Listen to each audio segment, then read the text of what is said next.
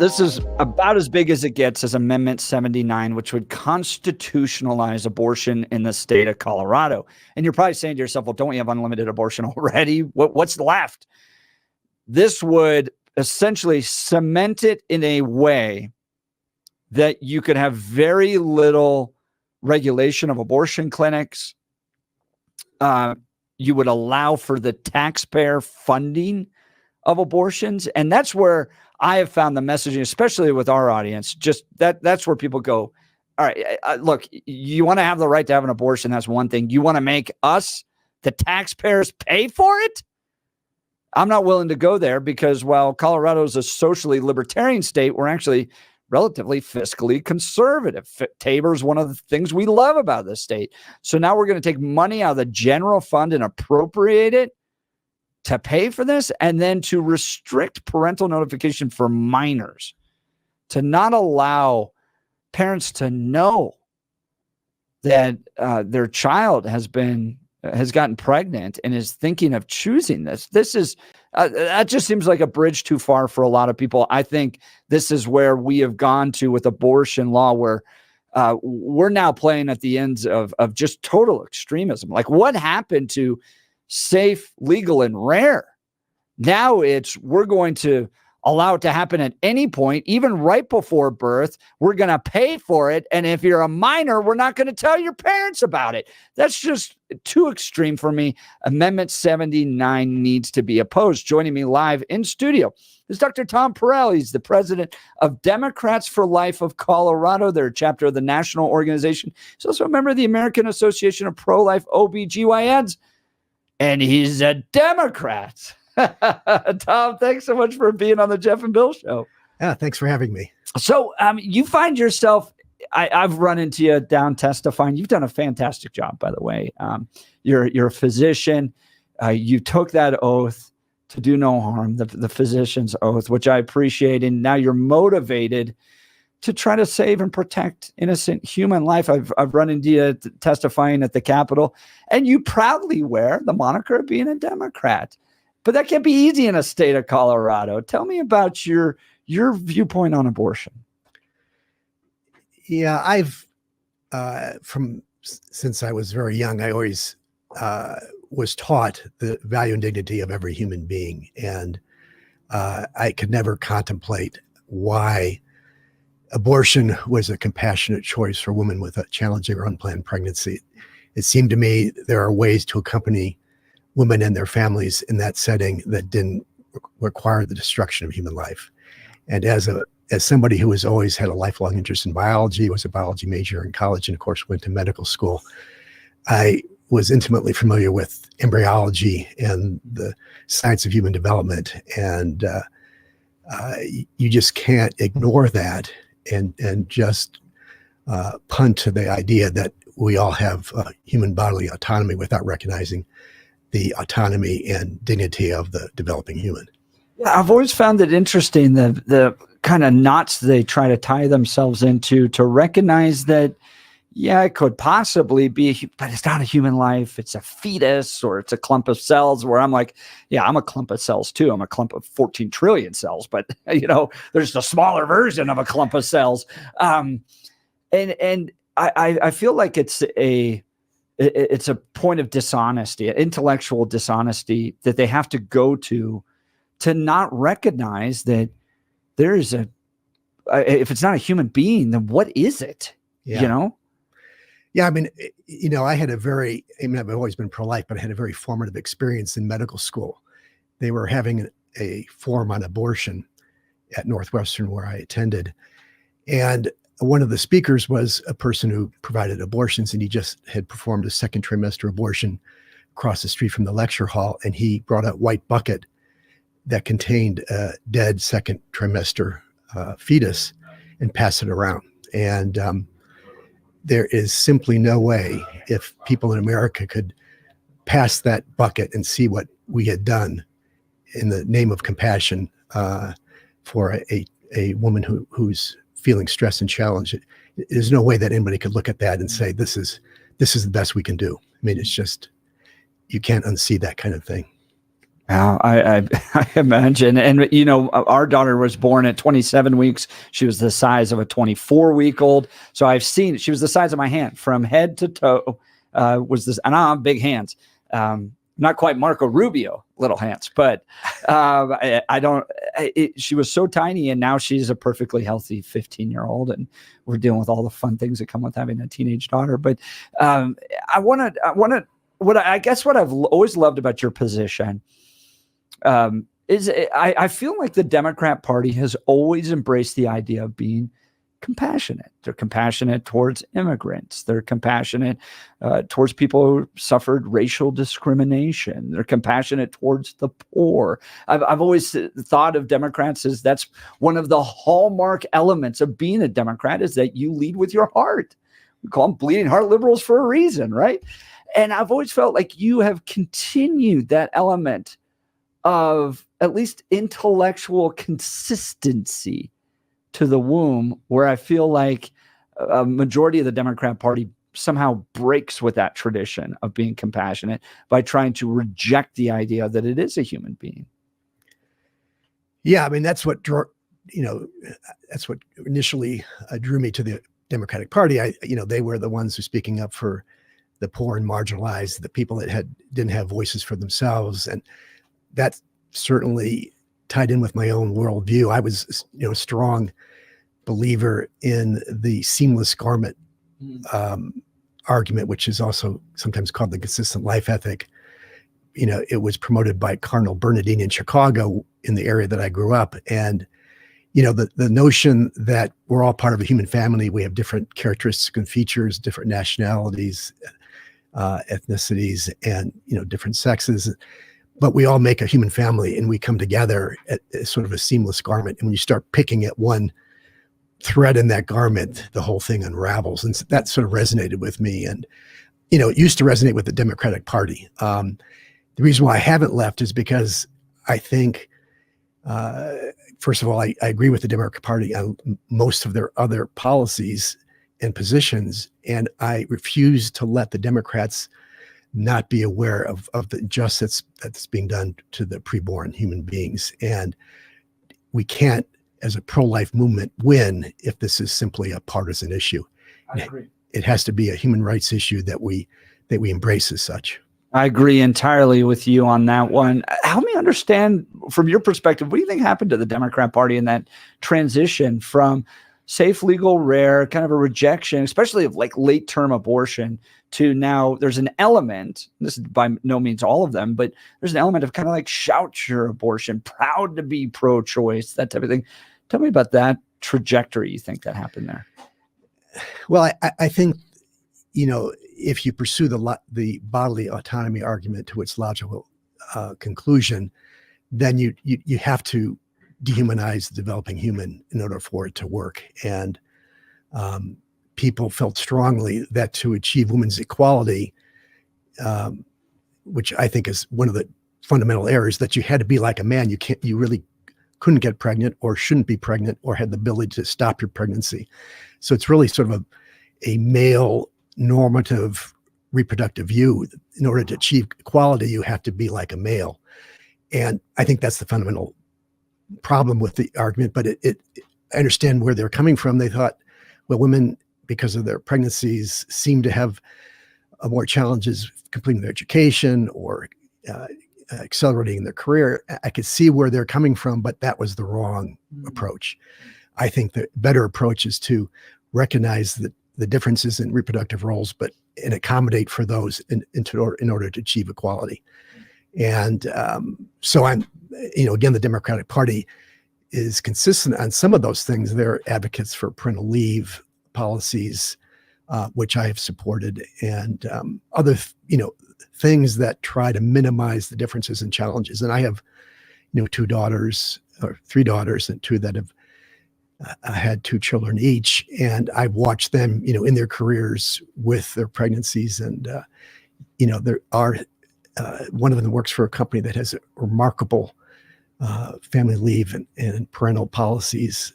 The other one, not so much, but, I could see where the motivation is to try to level the playing field, but I think abortion is the most tragic way to do that. Talking with Dr. Tom Perille, he's president of Democrats for Life of Colorado, also a member of the American Associations of Pro-Life OBGYNs. I want to ask you about that in particular. You said that it's tragic. But oftentimes we get into these conversations about kind of ethereal. It's a choice. It's about freedom. It's about bodily autonomy, but it's a procedure. And in the second and third trimesters, when the babies are viable, and in many cases outside the womb, it is the taking of a life. Describe what happens during a second trimester abortion and a third trimester abortion. Yeah, I mean, this is another thing which, you talk to sort of about the Orwellian language that they use to describe the developing human. They try to not even use the term fetus, although they much prefer fetus to baby. They usually use terms like pregnancy tissue. And if you go to the website of Planned Parenthood of the Rocky Mountains and look up, if you're contemplating a second trimester abortion, what that procedure is like, they will tell you that they gently dilate the cervix and then remove the pregnancy tissue. Now, they refer to a second trimester fetus as pregnancy tissue because if they referred to it as anything that sounded like it might be human, they know that might discourage the people who are thinking of and contemplating abortion. But it's far from that. So they, in a second trimester abortion, the most common thing is called the D&E. This is after the first trimester, which tends to be an aspiration where you basically suck out the embryo and or fetus, and then the placental material that remains behind. But in the second trimester, it's even more graphic than that because you dilate the cervix in order to remove the fetus, but it's too big to suck out with an aspiration catheter, and so you dilate the cervix over 1, 2, or even 3 days, and then insert instruments to remove the fetus, but it's not removed in whole, it's removed piece by piece. And so you put the forceps up into the uterus. What you grab first, you just pull. And so typically you dismember the fetus and take it out. And the biggest piece that remains is the head. And so you try to grab that and smash that. And you know that you've got it when you see white brain material emanating from the cervix. And so it's a pretty graphic and pretty barbaric procedure that if it was done in an animal population, people would be up in arms that we would treat animals this way. But for some reason, because we dehumanize the developing human, so effectively, people don't even bat an eye about the notion of a second trimester abortion. And we used to think that these fetuses, didn't feel or appreciate pain until later in the mid to late third trimester, but that has moved with scientific, evaluation much, much further down. And now there are people that can make a legitimate argument that fetuses as early as 12 weeks can experience pain. May not be the same way you do, but it's certainly an aversive, painful stimuli that is appreciated. So these second trimester abortions are occurring by dismemberment without anesthesia, and we're basically pulling them apart as their death, and they could experience that pain. And so, any feeling human being, if they understood that, I just don't know how you could be for that. And then in a third trimester, they inject right through the mother's. The third trimester, yes, there's the partial birth abortion ban, so you can't deliver a fetus alive and then kill it. Snip its neck is how they used to do that, right? Gosnell famously snipped his victims in that fashion, but you used to not be so concerned about that they came out alive because they would die, soon after if you didn't care for them. But now, because of the partial birth abortion ban and other sensibilities, you don't want your patient to see the living baby, which would cause further emotional distress. And so they typically inject something. There are a number of different mechanisms, but digoxin is the most common one still Digoxin is a drug that I'm quite familiar with that used therapeutically helps people with heart failure. Although we don't use it very much anymore, it also controls heart rhythm in people with atrial fibrillation. But in overdose, I took care of patients all the time in the hospital with overdoses, not intentional, but they got toxicity from too high a drug level, and they would become, violently nauseated, vomiting. They'd have delirium. It was a very uncomfortable, painful situation. And you can imagine the dose of digoxins that's used to intentionally kill a fetus. It causes, symptoms, although obviously the fetus can't speak for itself. We know that very early infants experience those same type of symptoms. And so there's no reason to believe that a in utero fetus would not as well. And so we inject them with digoxin, which the abortion people tell you it stops the heart, which is true to an extent. But what they don't tell you is it doesn't happen immediately. It takes, if you inject it in the amniotic fluid around the fetus, which is the easiest way, it takes hours to kill the fetus. It slows the heart gradually. As the heart slows, acid builds up because the tissues aren't getting perfused enough. Acid further slows the heart until it stops. So it could take up to 24 hours to kill a fetus that way. And can you imagine what that fetus is experiencing in utero? If it's so uncomfortable for an adult and an infant and child, the same thing is happening in utero. So they're anguishing in the uterus until they die.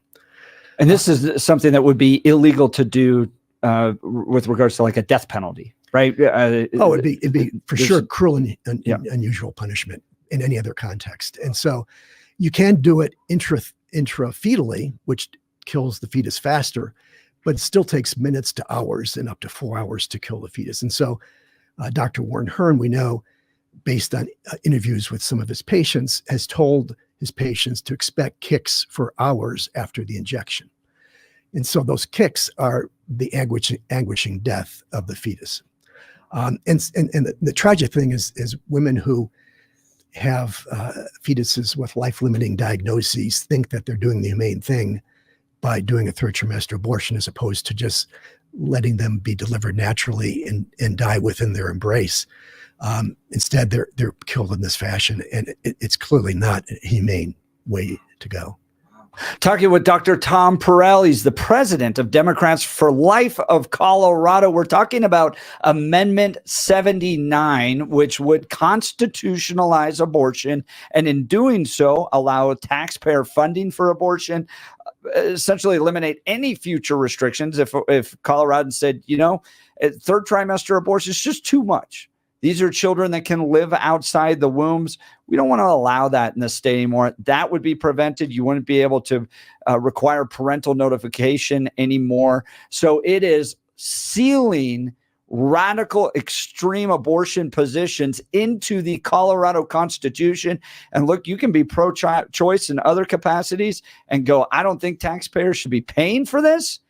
You need to vote no on Amendment 79. We'll continue this conversation, but I do want to talk to you about my good friend, Dr. Mike and Rocky Mountain Dental Group. Look, with all the work I've had done to my teeth, believe me, finding a good dentist makes all the difference.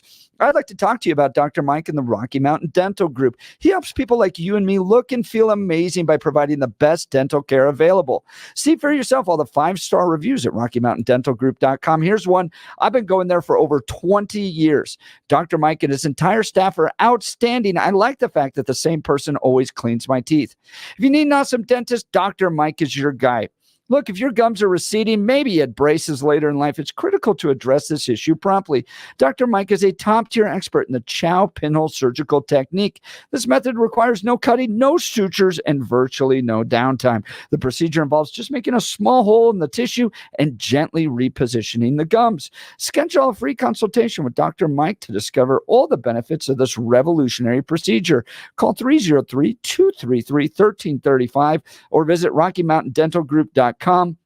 RockyMountainDentalGroup.com to book your free consultation today. We'll continue our conversation with Dr. Tom Perille, president of Democrats for Life of Colorado, and Amendment 79, and why you should vote no on it. You're listening to The Jeff and Bill Show. Denver's talk leader, News Talk 710, KNUS.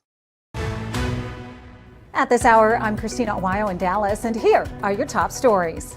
According to an investigation by Dr. Stefan Weber, a famed Austrian plagiarism hunter, Kamala Harris allegedly plagiarized at least 12 sections of her criminal justice book, Smart on Crime. The investigation revealing that Kamala even lifted material from Wikipedia and is showing the proof of the findings. Christopher Rufo posting the investigation, saying he independently confirmed multiple violations, which are comparable in severity to the plagiarism found in former Harvard president Claudine Gay's doctoral thesis. In the post made to X, Rufo shows different examples, such as a passage where Harris talks about high school graduation rates, then shows where she lifted verbatim language from an uncited AP NBC News report. In another section of the book, Harris, without proper attribution, allegedly reproduced extensive sections from a John Jay College of Criminal Justice press release. The post claims that she and her co-author passed off the language as their own, copying multiple paragraphs virtually verbatim. A train operator is dead and nearly 24 passengers were injured after a New Jersey transit commuter train struck a chunk of tree that was on the tracks. There were 42 passengers on board the River Line train. Video shows a large piece of the tree under the front of the train. 23 people were treated for minor injuries, and service on the sections of the train line was suspended as authorities investigated. In Dallas, Christina Awayo, Salem News Channel.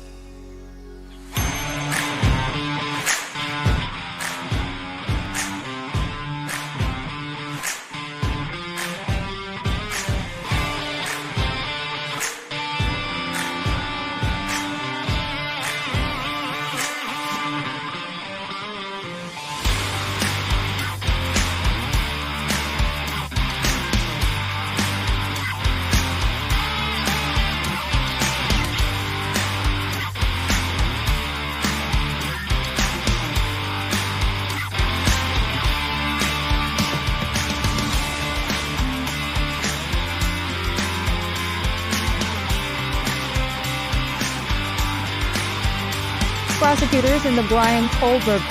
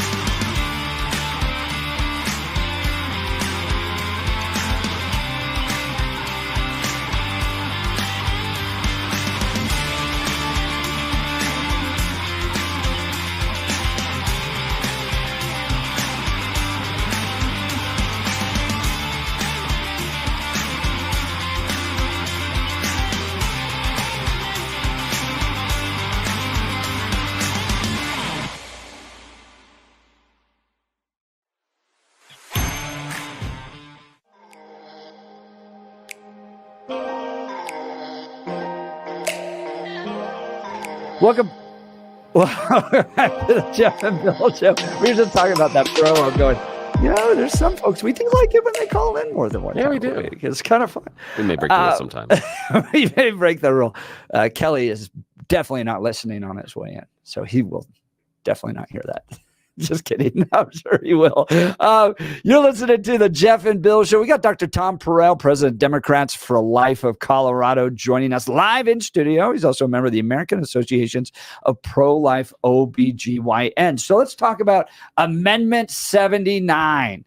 This is a big one. This is like out of all of them, for me, this is the one that I get the most fired up about because of where it'll put the state of Colorado. Oh boy, we're already a travel destination for a lot of people to get abortions, which is not something I want the Colorado to be known for. But we've got a kind of social libertarian history here. I think we're the first state to legalize abortion in the new kind of Roe v. Wade era. But Amendment 79 just takes it to really an extreme level. Let's talk about that. Your perspective on 79, Dr. Tom Perille. Yeah, I mean, everybody acknowledges that Colorado is a pro-choice state at this time, and we have a pro-choice majority, it's supermajority in the legislature. We have a pro-choice governor, and so the Reproductive Health Equity Act, which was passed in 2022, ensures access to abortion at any time during pregnancy. So what's different, and why are they pursuing this amendment? They're using scare tactics, which are ridiculous. The notion that the legislators are going to go back on abortion access anytime in the near future, and therefore we have to codify it in the Constitution to prevent that kind of what they describe as nefarious activity in limiting abortion access. But that it just doesn't make sense at its face value. And so what does it do? Well, they want to, as you pointed out, eliminate the restriction on public funding for abortion. Right now, Medicaid pays for abortions in the instances of a life-threatening situation with the mother, rape and incest, but does not pay for elective abortions. With Amendment 79, it will remove the prohibition in the Constitution that restricts public funding for abortion. And so they'll be able to provide elective abortion services to Medicaid patients. And they will also, if they follow some of the other states who have gone down this path, potentially subsidize abortions for people coming in from out of state. And so it's not just paying for abortions in Colorado women, but potentially subsidizing abortion for women across the country that come here to seek abortion services. And that's what we need to be spending our money on. But it seems like there's a good element of Democrat lawmakers that would want to do that, right? I mean, you've been down there testifying. It seems like that's not a huge bridge to get across to pay for people from Oklahoma, Texas, to come to Colorado and have their abortions. Yeah, I think, the budgets could be challenging, but because of the sway of the abortion lobby in our legislature, I think this will be a high priority, even if it removes important funding for Medicaid services in other areas. The Denver Post had an article not too long ago describing the problem with maternity deserts. And one of the things they identified was that Medicaid services, pregnancy services in Medicaid are poorly reimbursed. And so it leads to decreased access to pregnancy care in rural areas. And, the article pointed out that they need to change their priorities, increase pregnancy service reimbursement to help remedy the situation, because that affects directly infant and maternal mortality. But what we're talking about instead is increasing abortion funding, and which has to come from somewhere, and it's going to have to come from other priorities. And is that really what the people of Colorado want to support? I mean, the other thing about Amendment 79, besides the tax thing, which is very well thought out by the abortion industry, is they put language in the amendment which says you can't impede, discriminate, or deny access to abortion. That impede language is important because it means that things like parental notification, which clearly do provide impediment to immediate access to abortion will be nullified either by the legislature themselves or by a court when it's challenged, because the professional medical organization, ACOG, American College of Obstetrics and Gynecology, which is the professional organization that courts defer to on obstetric issues and abortion, they have put out a committee paper years ago that outlined what they consider impediments to access to abortion, and one of those was parental involvement. And so access to abortion and parental involvement go hand in hand, and Amendment 79 will eliminate parental notification. Now, the other side it understands that this is maybe unpopular, so they're claiming Amendment 79 has nothing to do with parental notification. That's just disingenuous. It's just as disingenuous as saying that there's no fiscal impact from Amendment 79. Right. It's making the argument that you don't die from jumping off the top of a building, you die from hitting the ground. So to claim that you die from jumping off the top of a building is not right. Right. It sets off all these consequences that we're now going to have to deal with as a result of it. So talking with Dr. Tom Perille. He is the president of Democrats for Life of Colorado and a member of the American Association of Pro-Life OBGYNs. Now, the website, the campaign that's helped organize in opposition to this is called righttoknowco.com. Right to Know Colorado, No on 79. What is Right to Know Colorado about?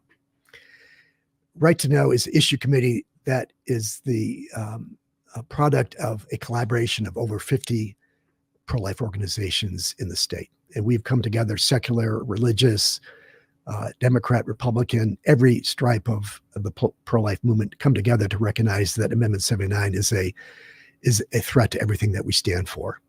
And we know that this is extreme.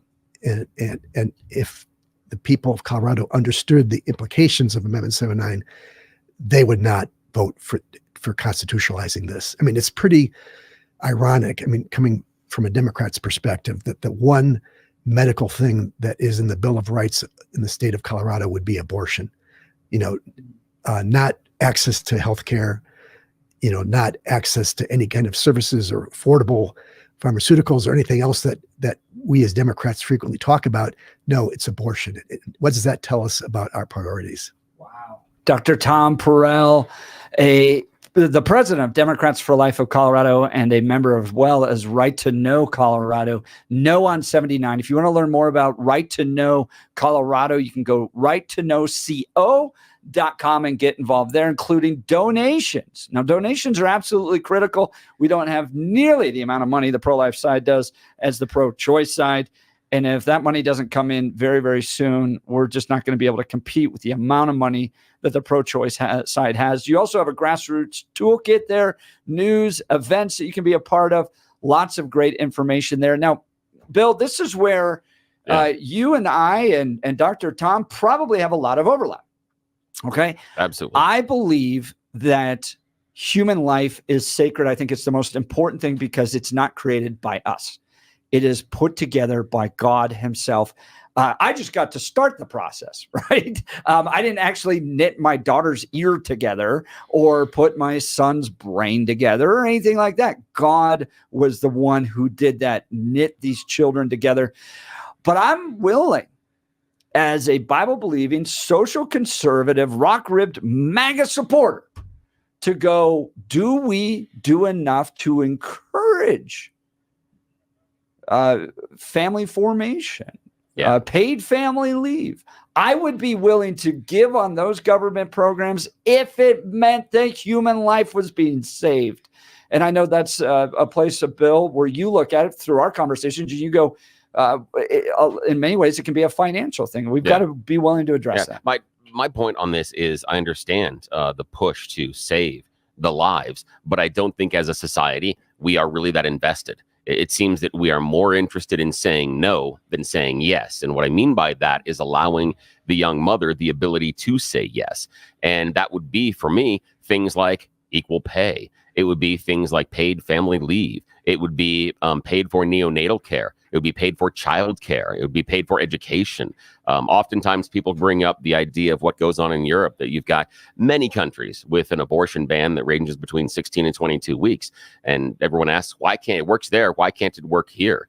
They have a whole different support system set up for the mothers. And the one question I have for just American society is, how in the world do you believe that we are encouraging a young mother to make the choice to have that baby when we are telling her that because of making that choice for the rest of her life, she's going to get paid less than a man doing the same job? The justification for the gap in pay is because women take time off to raise the family because they are the nurturers.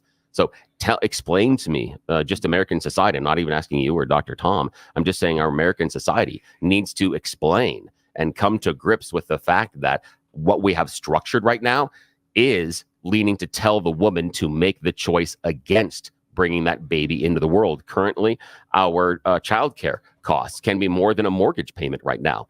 That's silly. You can't turn around and, for me, morally turn to that young woman and say, or even someone that has a child that could have, again, we have a segment of women in America that are having abortions that already have 1 or 2 children.